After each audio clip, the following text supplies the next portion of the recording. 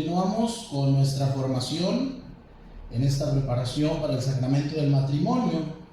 El día de hoy me toca compartir con ustedes el tema sobre el matrimonio es un sacramento, y en la segunda parte de este tema hablaremos sobre el rito del sacramento del matrimonio. En la vida humana existen signos y símbolos que ocupan un lugar muy importante para poder comunicarnos con los demás mediante el lenguaje de gestos y acciones. Esto nos lo dice el Catecismo de la Iglesia Católica en el número 1146. Lo mismo sucede en la relación con Dios, quien ha manifestado su salvación por medio de palabras y obras intrínsecamente relacionadas. Existen signos y símbolos que nos acompañan a lo largo de toda nuestra vida. Un signo es algo que nosotros podemos ver, identificar y podemos entenderlo, como la imagen que se nos presenta, este signo de negación. En cuanto vemos este signo, inmediatamente sabemos que significa prohibido. Y el otro elemento, fumar. Juntando estos dos signos, se representan o simbolizan no fumar. Entonces, en la vida del ser humano podemos nosotros entender cómo hay signos y símbolos que acompañan toda nuestra vida. Nosotros, en cuanto llegamos a un lugar y vemos este símbolo, inmediatamente entendemos que en ese espacio, que en ese lugar está prohibido fumar. Pues es parte esencial de nosotros estos signos y estos símbolos en la vida humana. Voy a contarles en este momento la historia de este cuadro, de estas manos que oran. Es una historia muy interesante que nos presenta la vida de dos hermanos.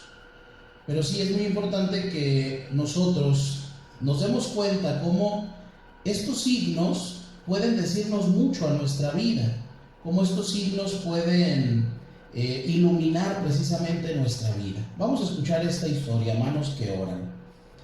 Durante el siglo XV, en una pequeña aldea cerca de Nuremberg, Alemania, vivía una familia con 18 niños. A pesar de las condiciones tan pobres en que vivían, dos de los hijos, Albert y Albert, tenían un gran sueño.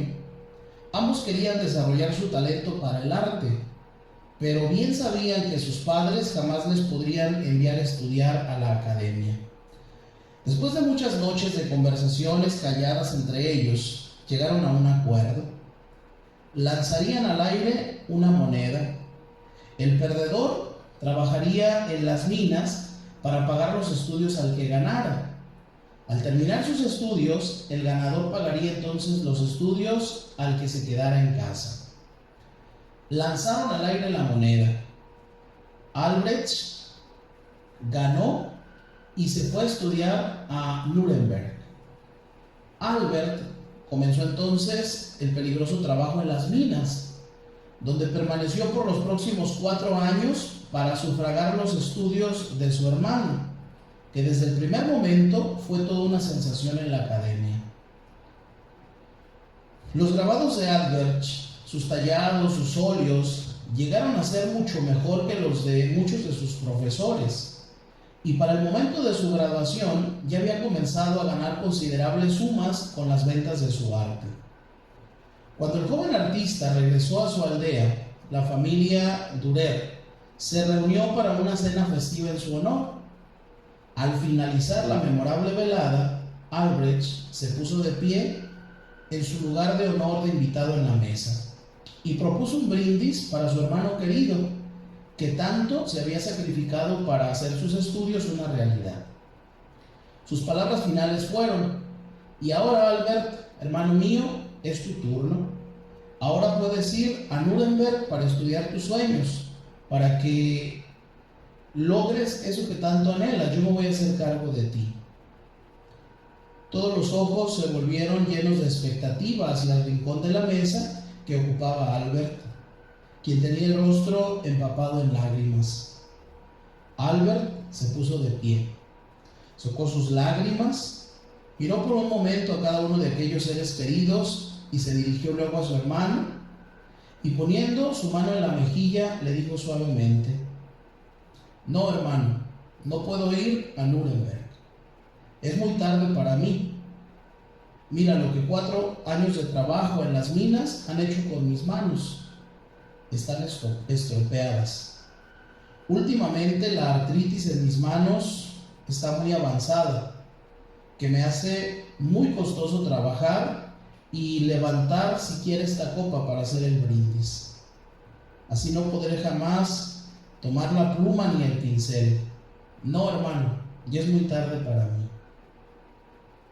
Un día, para rendir homenaje al sacrificio de Albert, el artista Albrecht, su hermano, dibujó las manos maltratadas de su hermano, con las palmas unidas y los dedos apuntando al cielo.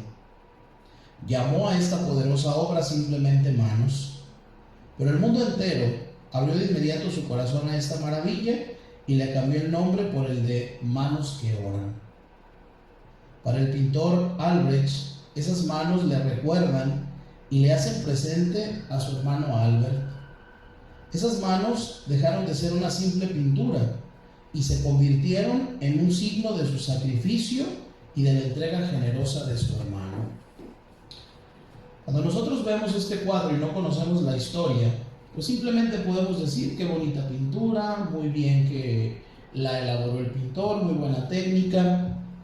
Pero cuando conocemos la historia, cuando nos damos cuenta de lo que esas manos simbolizan para el artista, entendemos el sacrificio tan grande que su hermano hizo para poder pagar la carrera de este pintor muy famoso.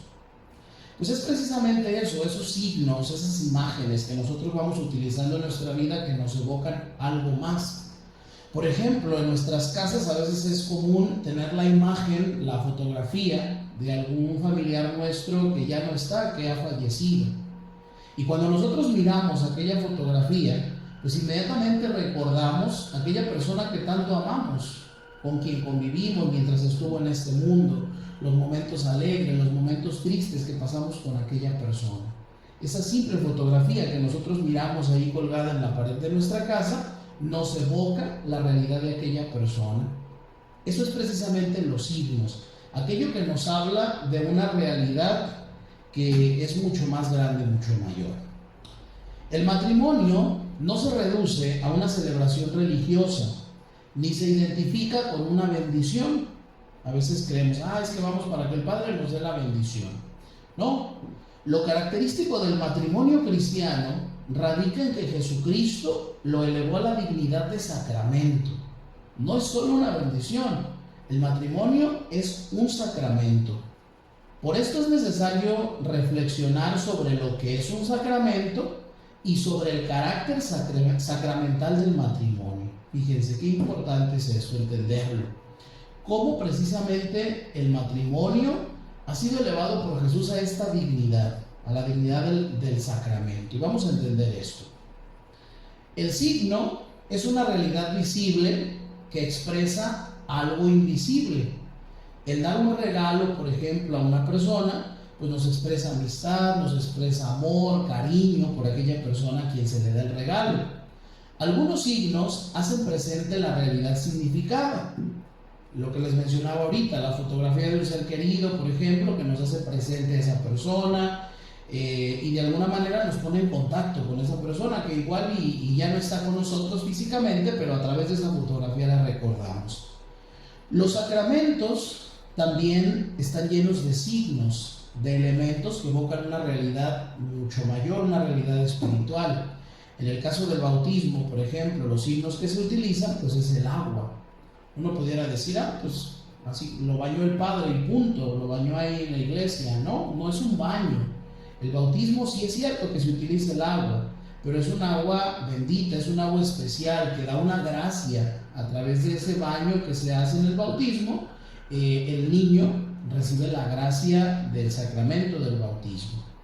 En el caso de la penitencia, por ejemplo, cuando vamos y nos confesamos, el hecho de que el sacerdote extienda su mano, diga la oración de absolver los pecados, ese es un signo externo que uno pudiera hacerlo en cualquier lugar, pero cuando se hace dentro del sacramento, cuando el sacerdote impone la mano, cuando el sacerdote absuelve, en ese momento se borran los pecados. Ese signo nos habla de una realidad espiritual. En el caso de la Eucaristía también presentamos ante el altar unas hostias, un pedazo de pan, presentamos ante el altar vino de uva. Pero una vez que el sacerdote proclama esas palabras de la consagración, una vez que el sacerdote impone las manos y recuerda aquella última cena de Jesús con sus apóstoles, allí en el altar se da un gran milagro, que es la transformación del pan en el cuerpo de Cristo, del vino en la sangre de Cristo. Vemos cómo pues cada uno de los sacramentos está lleno de signos, de símbolos, pero que hacen alusión a una realidad mayor. En el caso del matrimonio, que es el tema que hoy estamos estudiando, pues también hay muchos signos muy importantes. Por ejemplo, el anillo, las arras, el lazo, son signos que se utilizan dentro de la celebración, pero que tienen un significado muy especial, que están cargados de un simbolismo muy especial. Pues precisamente en este tema vamos a ir viendo la importancia de estos signos que se utilizan dentro de la celebración de los sacramentos. El mismo Señor Jesús asume nuestra humanidad, toma un cuerpo como el nuestro y nos revela cómo es el corazón del Padre a través precisamente de las palabras y obras en constante unión. Todo el misterio público de Jesús está compuesto de predicación y de signos o milagros, donde, como hiciera Dios en el Antiguo Testamento, siga manifestando su amor y su salvación. El sacramento palpable de Dios, el signo visible de Dios en la tierra, es el mismo Jesús. Es Jesús quien vino a ser presente al Padre en medio de nosotros. Es Jesús quien viene a hablarnos de Él. Es Jesús que con su palabra, con sus acciones, con sus milagros, hace presente la realidad de Dios en medio de nosotros. Jesús es el sacramento del Padre. Es el signo visible, el signo que nosotros podemos sentir, tocar en la persona de Jesús, que es hecho hombre como nosotros. Cristo murió y resucitó y ascendió a los cielos, prometiendo que no nos dejaría huérfanos y que nos enviaría el don del Espíritu Santo, promesa que cumple el día de Pentecostés. Este acontecimiento es el inicio de la Iglesia, quien ha recibido de su mismo Señor el encargo de administrar su gracia y su salvación por medio de acciones sagradas que las hacen presentes. Una vez que Jesús regresa al cielo, que Él vuelve nuevamente a la derecha del Padre, deja la iglesia, y es la iglesia ahora la encargada de llevar ese mensaje de salvación. Es la iglesia ese canal a través del cual Dios comunica su vida de gracia, su salvación, y de manera concreta, de manera especial, a través de los sacramentos, que es en la iglesia donde los recibimos.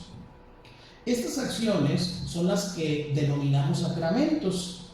Al igual que Dios en el Antiguo y en el Nuevo Testamento manifiesta su amor y su salvación por medio de palabras y obras, ahora en el tiempo de la iglesia Dios sigue hablando, revelándose al hombre, otorgándole su salvación por medio de palabras y obras, que es lo que albergan los sacramentos. La definición que nos ofrece el Catecismo de la Iglesia Católica de 1992 acerca de los sacramentos es la siguiente. ¿Qué es un sacramento? Bueno, es un signo sensible instituido por Cristo para darnos su gracia. Fíjense, ya lo decíamos ahorita, todos los sacramentos tienen signos que nosotros podemos ver, que podemos sentir, que podemos palpar, que podemos oler, todo lo que se utiliza en los sacramentos. ¿Y quién instituyó esos sacramentos? Pues cada uno de los 7 sacramentos fueron instituidos por Cristo. Él es quien los instituye. ¿Para qué? Pues para comunicarnos su vida de gracia. ¿Qué es el sacramento del matrimonio? Si ya dijimos que los sacramentos nos dan la vida de Dios, bueno, el sacramento en concreto del matrimonio, ¿qué es? Bueno, el matrimonio es una sabia institución del Creador para realizar su designio de amor en la humanidad. A través de este sacramento, Dios nos manifiesta ese amor a cada uno de nosotros, a los seres humanos. El matrimonio, pues, es esa institución que fue designada por Dios. La unión conyugal tiene su origen en Dios, quien al crear al hombre lo hizo una persona que necesitara abrirse a los demás, con una necesidad de comunicarse y que necesita compañía. Recordemos lo que dice el libro del Génesis, capítulo 2, versículo 18. No está bien que el hombre esté solo, hagámosle una compañera semejante a él. Y entonces Dios creó al hombre y a la mujer a imagen de Dios. Hombre y mujer los creó y los bendijo diciéndoles: procread y multiplicaos, y llenad la tierra y someterla. Génesis capítulo 1, del versículo 27 al 28. Este libro del Génesis precisamente nos habla de este proyecto original de Dios, cómo Dios crea primero a Adán y lo puso en el paraíso, prácticamente lo tenían todo, pero vemos cómo con el paso del tiempo, pues el hombre se siente solo, aunque está en el paraíso, aunque está rodeado de aquella hermosura, le hace falta alguien como él. Y es entonces cuando cree ese complemento perfecto que es la mujer. El matrimonio es una sabia institución del Creador para realizar su designio de amor en la humanidad. Por medio de este sacramento, los esposos se perfeccionan y crecen mutuamente y colaboran con Dios en la procreación de nuevas vidas. Fíjense, una de las finalidades del matrimonio es esa, la perfección como persona, como pareja, ayudarse a crecer, a ser mejores el uno y el otro. Y segundo, pues el don de la vida, la procreación. El matrimonio para los bautizados es un sacramento que va unido al amor de Cristo por su iglesia. Lo que lo rige es el modelo de amor que Jesucristo tiene por su iglesia. Solo hay verdadero matrimonio entre bautizados cuando se contrae el sacramento. Sabemos que solamente hasta que venimos ante el altar de Dios y se expresan mutuamente ese amor y se recibe este sacramento, solamente ahí hay matrimonio. Pueden juntarse, no, pues vamos a estar un tiempo juntos, y cuántos nos dicen, no, ya estamos casados. Pues en realidad no, están juntos, incluso pueden tener el matrimonio al civil, pero ante Dios no hay un sacramento, solo hasta el momento que vienen y se presentan ante el altar y proclaman su amor delante de la comunidad cristiana y el sacerdote bendice aquella unión, solamente ahí es donde se da el sacramento, solamente ahí es donde hay matrimonio. El Código de Derecho Canónico, en el número 1055, nos dice lo siguiente: el matrimonio se define como la alianza por la cual el hombre y la mujer se unen libremente para toda la vida, con el fin de ayudarse mutuamente, con la finalidad de procrear y educar a sus hijos. Esta unión, basada en el amor, que implica un consentimiento interior y exterior, estando bendecida por Dios al ser sacramental, hace que el vínculo conyugal sea para toda la vida. Nadie puede romper este vínculo.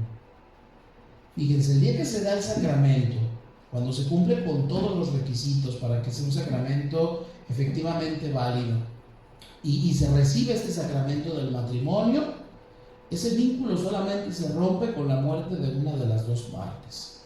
Nadie puede romper este vínculo. Aunque se separen, aunque ya no estén juntos, aunque cada quien esté por su lado, el vínculo que se ha dado ante Dios, ese vínculo permanece hasta el momento de la muerte de uno de los dos cónyuges.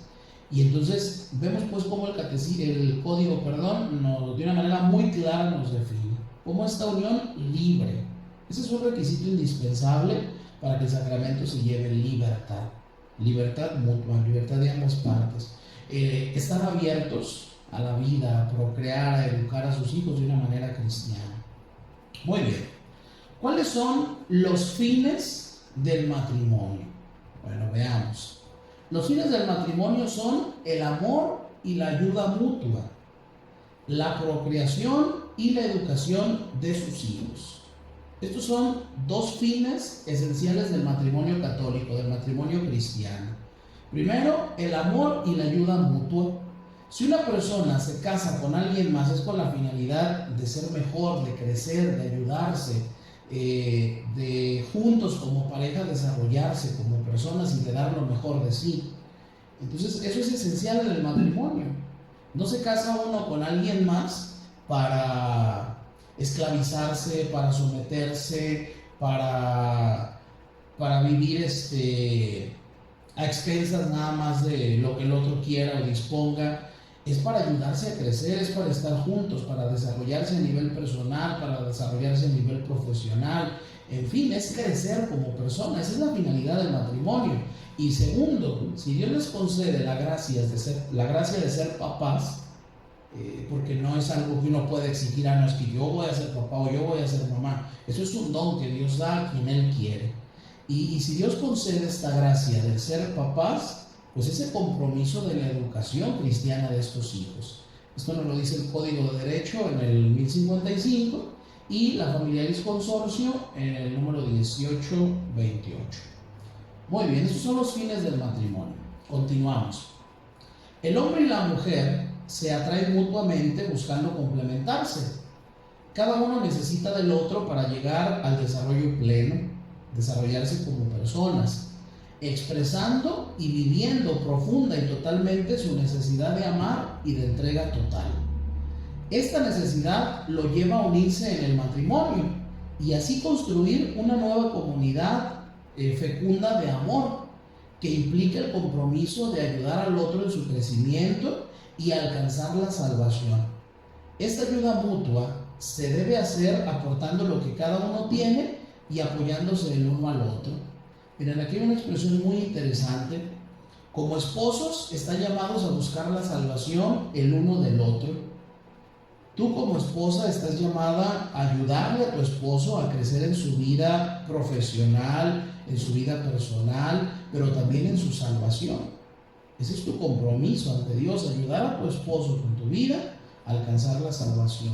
De igual manera el esposo a la esposa.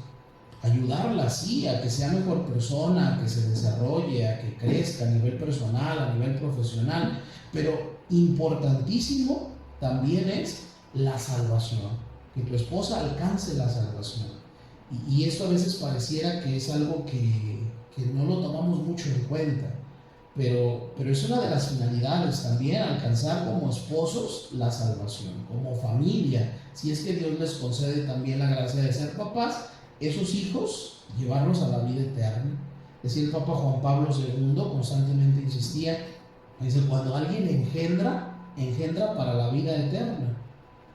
La misión del papá no termina cuando ya el hijo terminó su carrera, cuando ya tiene un trabajo y se puede solventar por él mismo, cuando ya se casó, no. La misión de los papás, ¿cuál es? Llevar a sus hijos al cielo, alcanzarles la salvación. De igual manera al esposo o la esposa, que es lo que veíamos aquí. El derecho únicamente, es derecho únicamente de los esposos decidir el número de hijos que van a procrear. No se pueden olvidar que la paternidad y la maternidad es un don de Dios conferido para colaborar con Él en la obra creadora y redentora. Por ello, antes de tomar la decisión sobre el número de hijos que van a tener, hay que ponerse ante la presencia de Dios, haciendo oración, con una actitud de disponibilidad y con toda honestidad, tomar la decisión de cuántos tener y cómo educarlos. La procreación es un don supremo de la vida de una persona. Cerrarse a ella implica cerrarse al amor, a un bien. Cada hijo es una bendición, por lo tanto, se debe de aceptar con amor.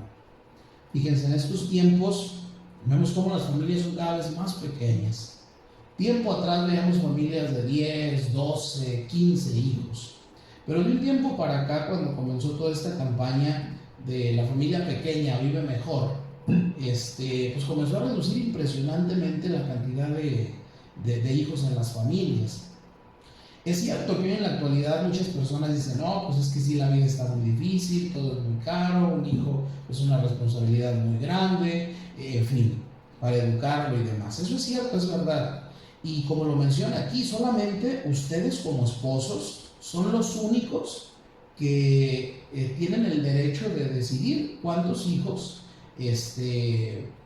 creen en conciencia que pueden formar y educar de una manera correcta.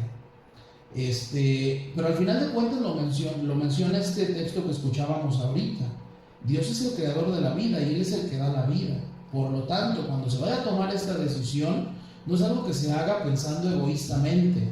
Pues nada más uno para que no nos demande tanto tiempo, para poder atenderlo bien y para nosotros también poder hacer nuestras cosas. Es una decisión que se debe tomar en pareja, sí, pero ante la presencia de Dios, en oración. A ver, Señor, nosotros quisiéramos 2 hijos, o nosotros quisiéramos 3 hijos, no sé, ya cada pareja lo platicará. Eso es lo que nosotros creemos, eso es lo que nosotros pensamos que es lo mejor para nosotros como familia y demás. Pero ¿tú qué quieres, Señor, para nosotros? Y ahí, en esa vida de oración, en esa unión como esposos, pedirle a Dios y preguntarle a Dios, Señor, a ver, ¿qué es lo mejor para nosotros como familia? Y junto a Dios, entonces, tomar esa decisión, una decisión tan importante respecto a sus hijos. Muy bien, vamos a pasar a la segunda parte de este tema, que es la celebración litúrgica del sacramento. Es decir, la celebración del matrimonio, todo el rito que se lleva dentro del matrimonio. Vamos pues a profundizar en la celebración de su matrimonio, en el ritual de su boda, porque ahí vamos a descubrir la esencia de su vida, que es donde Dios los quiere acompañar y dar su gracia. La misma celebración nos hace entender la dinámica de este curso prematrimonial que ustedes están llevando. De hecho, este tema está situado en el centro del programa de formación de este curso, para evidenciar que lo esencial es la celebración de su matrimonio, que ahora es una meta para ustedes, pero que constituye el arranque de toda una nueva vida. Fíjense qué importante es este momento de la celebración. Ahorita igual ya están con todos los preparativos de la boda y están emocionados, las invitaciones, la fiesta, el salón, el vestido, tantas cosas. Pero lo importante, lo esencial de esta celebración es el sacramento que van a recibir. Por eso es importante que, así como le están dando importancia a todos los detalles de la fiesta, del vestido y demás, de igual manera se lo den a la preparación del sacramento, a la celebración del sacramento, a la misa que ustedes en la misa en la que ustedes van a contraer este sacramento. Vamos a ir viendo cada una de las partes de esta celebración. Primero son los ritos iniciales. La celebración tiene lugar en el contexto de la Eucaristía. Repetidas veces señala el ritual que hemos venido a estar junto al altar de Dios. Eso lo vamos a escuchar en la celebración. Es importante este matiz, que por otro lado, siempre se tiene que estar recordando. Como esposos, como novios cristianos, están aquí ante el altar de Dios. Han venido ante el altar de Dios para recibir el sacramento. En la medida que su matrimonio esté unido al altar, será fuerte, será fiel y fecundo. Cuando olvidamos la raíz de nuestra vida, esta se va desgastando. Si estamos unidos a Dios y recordamos que el sacramento del matrimonio comenzó ante el altar de Dios, y ustedes como esposos cristianos siguen cercanos al altar de Dios, acudiendo a misa, recibiendo la comunión, confesándose frecuentemente, su matrimonio se mantiene fuerte, firme. El altar, la Eucaristía, especialmente la de cada domingo, es la que da fuerza y esperanza a la vida matrimonial. Entonces, dentro de la Eucaristía es donde regularmente se da el sacramento. Pudiera darse alguna ocasión que se llevara solamente el sacramento, sin misa, pero no es lo recomendable. Lo esencial es que dentro de la misa, dentro de la Eucaristía, se dé este sacramento, para poder tener claro esa relación tan íntima que existe entre el sacramento del matrimonio y entre el sacramento de la Eucaristía, como esposos cristianos unidos a Jesús de Eucaristía. En los ritos iniciales, sale el sacerdote y los recibe. Aquí más o menos presentamos el cortejo nupcial, está el novio con sus papás, después vienen padrinos de velación, padrinos de lazo, de arras, de anillos, padrinos de Biblia, rosario, pues todas las damas que acompañan y demás, y los pajecitos delante de la novia, y al final la novia con sus papás. Sale el sacerdote a la puerta del templo y es ahí donde los recibe. Ordinariamente en ese momento el sacerdote los recibe con agua bendita, recordando precisamente el día del bautismo, porque también hace alusión a este sacramento a nuestro bautismo. Estos son los ritos iniciales. Sale el sacerdote, los recibe, y entonces comienza el cortejo nupcial para la Eucaristía. Una vez que ya comenzaron, cada quien está en su lugar, continúa la liturgia de la palabra. Nos sentamos y vamos a escuchar la palabra de Dios. A continuación tiene lugar un momento de singular importancia, la liturgia de la palabra. Dios en este día tiene un mensaje para su nueva vida. La palabra que se proclama en la boda debe ser luz a lo largo de toda su vida matrimonial. Es muy interesante que preparen este momento con tiempo y esmero, junto con el sacerdote que los va a casar, escogiendo los textos que se van a proclamar en la misa. Es preciso meditarlos juntos y comentar lo que la palabra de Dios les dice, ahondando en cada uno de los detalles que Dios les ofrece.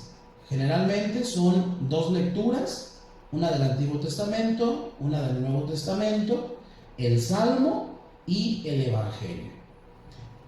Esto sí quiero recomendarles, por favor, a ustedes que se están preparando para su matrimonio, que lo tomen muy en cuenta, que se reúnan con el sacerdote que va a administrar el sacramento y que se pongan de acuerdo con él para organizar la celebración, para elegir las lecturas. Hay algunas lecturas ya específicas para este sacramento, entonces que ustedes lean esas lecturas, como lo menciona aquí, como novios, que mediten juntos estos textos, que ustedes mismos digan qué es lo que Dios nos está diciendo a través de estos textos, y que ustedes con tiempo elijan a las personas que van a proclamar estas lecturas.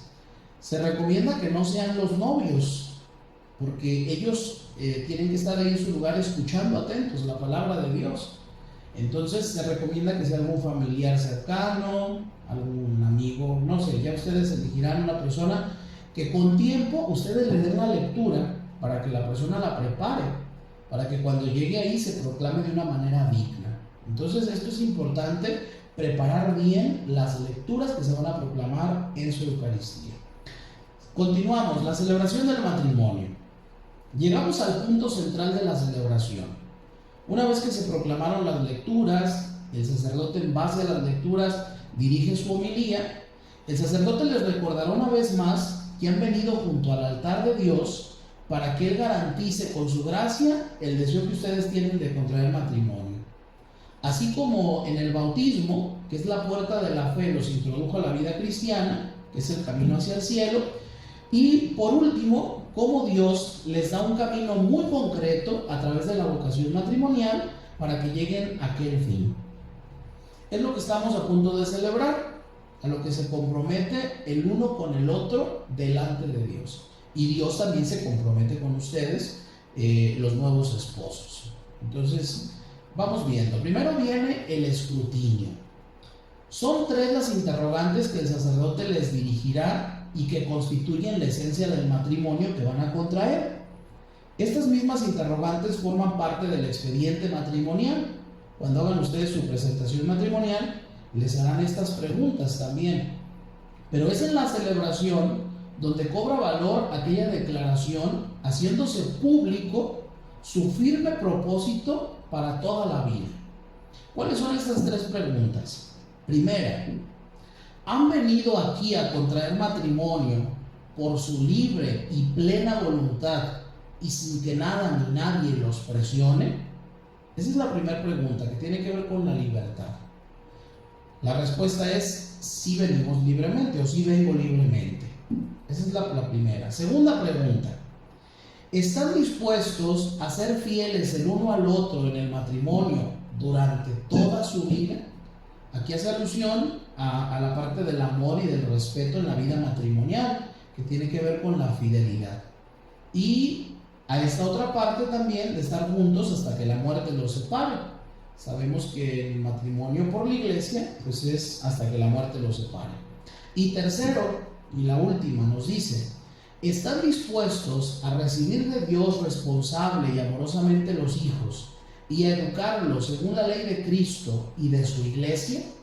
Esta es en relación a la familia, a sus hijos, y el Señor les concede la gracia de ser papás.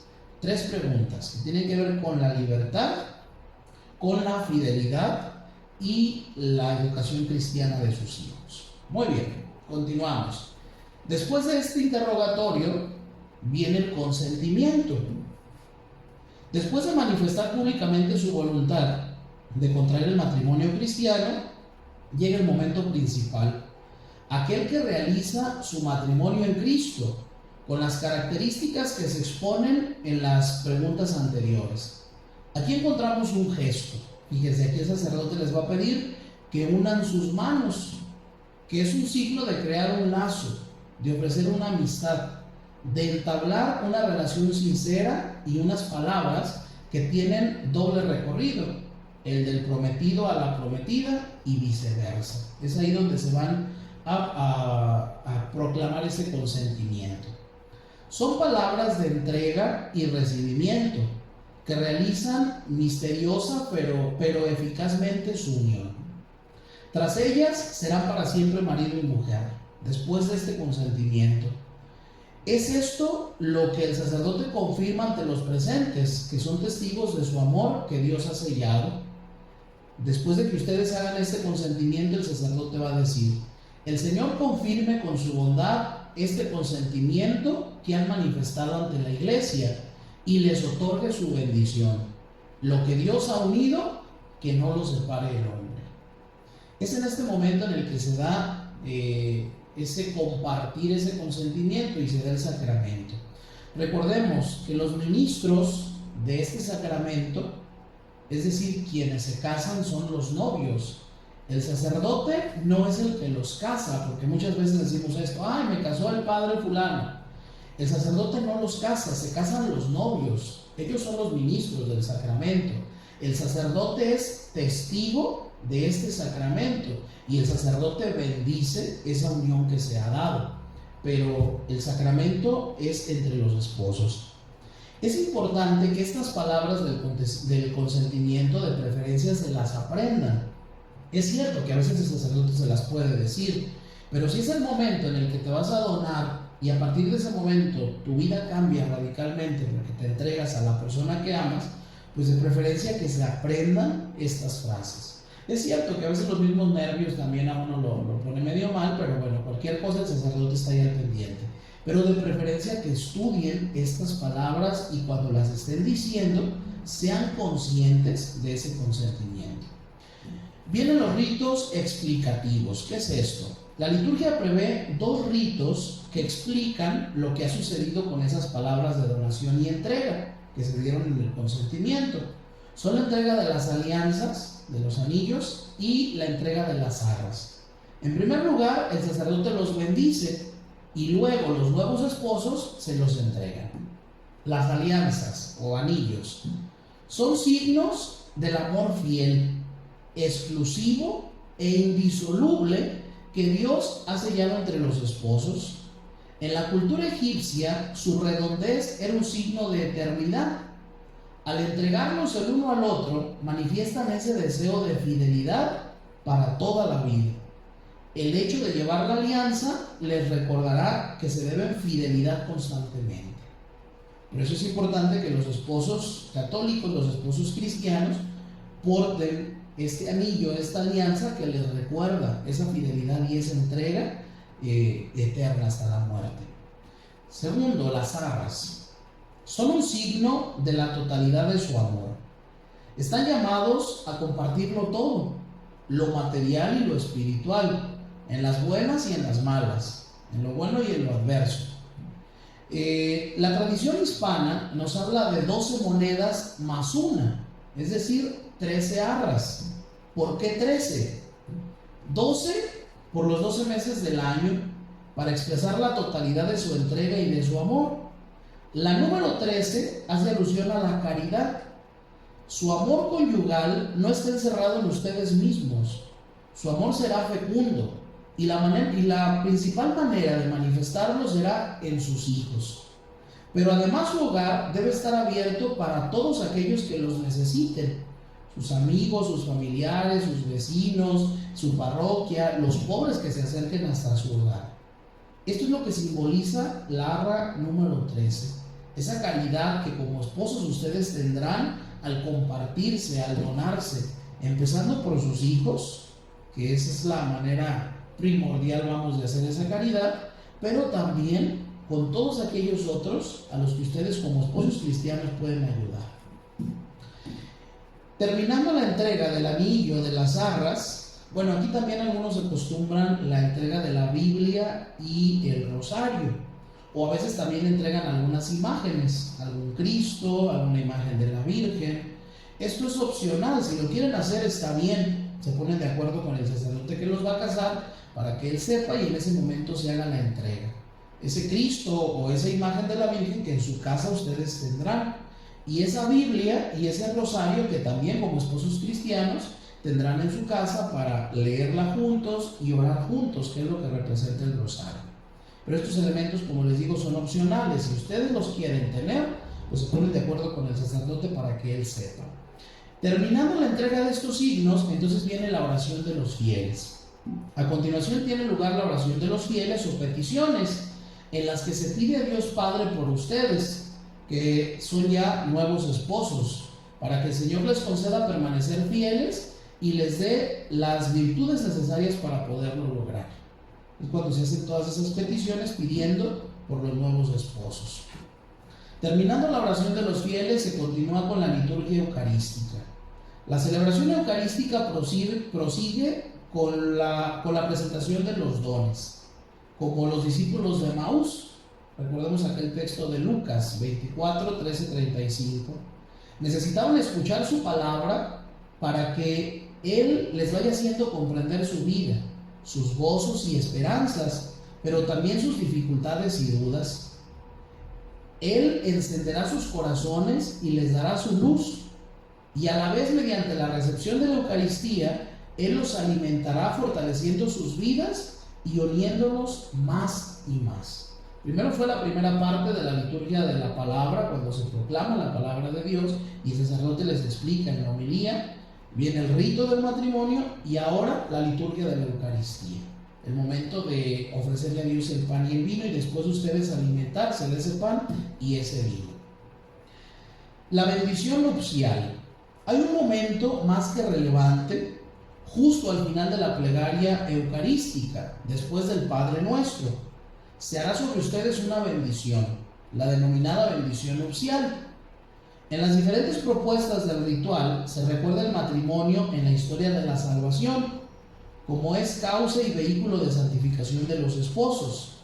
Se describe cuál es su misión y vocación de estos nuevos esposos en su propio seno, en la iglesia y en la sociedad, pidiendo al Señor que les dé las virtudes para poder vivirlo con entrega y generosidad, siguiendo el modelo de Cristo esposo. Es aquí, en este momento, en el que se les coloca el lazo. Antes el lazo se ponía después del anillo, las arras y demás. En el nuevo ritual se pone hasta este momento, después del Padre Nuestro. Termina el Padre Nuestro, se acerca el sacerdote, pide a los padrinos de lazos que coloquen el lazo y terminando ya de colocarle el lazo, entonces hace la bendición nupcial, la bendición a los nuevos esposos. Muy bien, terminando la bendición nupcial, después de que se les coloca el lazo, es entonces cuando ya el sacerdote continúa la celebración, reciben la comunión los nuevos esposos y se continúa con la celebración normal hasta el momento de la bendición. Una vez que reciben la bendición, bueno, ahora ya salen juntos al principio del cortejo los nuevos esposos y detrás papás, padrinos, damas y demás. Muy bien, pues este es el rito de la celebración de este sacramento. Espero que este tema que les he podido compartir les ayude a preparar de una mejor manera el sacramento del matrimonio. Que sea una celebración muy especial, una celebración bien preparada, muy bien cuidada, para que ustedes puedan vivirla de una mejor manera. Acérquense al sacerdote que los va a casar, yo les recomiendo mucho eso. Acérquense con anticipación con él, preparen la celebración antes del sacramento. Es importante que ustedes se confiesen antes de la misa, un día antes o 2 días antes, no sé, ustedes pónganse de acuerdo con el sacerdote. Acérquense a recibir la confesión porque es necesario estar confesados para poder recibir el sacramento del matrimonio. y junto con él preparar una bonita celebración. Es un día muy especial, es un día único en su vida, y qué mejor que vivirlo de la mejor manera. Pues quedémonos con esto, qué gracia tan especial es este sacramento del matrimonio, y qué importante es preparar bien la celebración de este día especial en sus vidas. Pues que Dios les bendiga, y espero que este tema de formación les ayude. Los bendiga.